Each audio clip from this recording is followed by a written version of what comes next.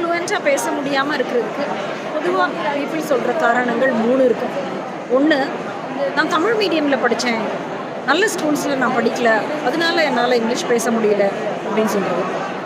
இன்னொன்று, நானாக இப்போ படித்து டெவலப் பண்ணிக்கிறதுக்கு எனக்கு டைம் இல்லைன்னு சொல்கிறது. இன்னொரு காரணம், என்னை அப்கிரேட் பண்ணிக்கிறதுக்கு காசு இல்லைன்னு சொல்கிறது. இந்த 3 காரணங்களுமே பார்த்திங்கன்னா நல்லா யோசித்து பார்த்தீங்கன்னா இது மாறப்போகிறது கிடையாது. டைம் இல்லைன்னா என்றைக்கும் டைம் இல்லைன்னு சொல்லிகிட்டே நம்ம இருக்கலாம், வேலை நம்மளுக்கு வந்துகிட்டே தான் இருக்கும். அதேமாதிரி காசு இல்லைன்னு சொன்னாலும் அந்த ரீசனும் நம்ம சொல்லிகிட்டே இருக்கலாம், ஏன்னா ஏதாவது ஒரு செலவு வந்துகிட்டே தான் இருக்கும். அப்புறம் நான் தமிழ் மீடியமில் படித்தேன் அப்படிங்கிற காரணத்தை இனிமேல் சொல்லவே கூடாது, ஏன்னா அதை நம்ம மாற்றவே முடியாது. Past is past. ஸோ இப்போ என்ன செய்யலாம் அப்படின்னு யோசிச்சு பாருங்கள்.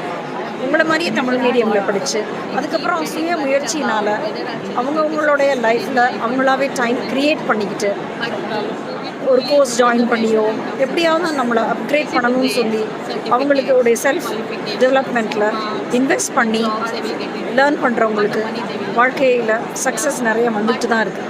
ஸோ நீங்களும் இந்த 3 காரணங்களை இனிமேல் சொல்லாமல் இப்போ என்ன செய்யலாம் அப்படிங்கிறத யோசிச்சு start something and start today. I wish you all the best.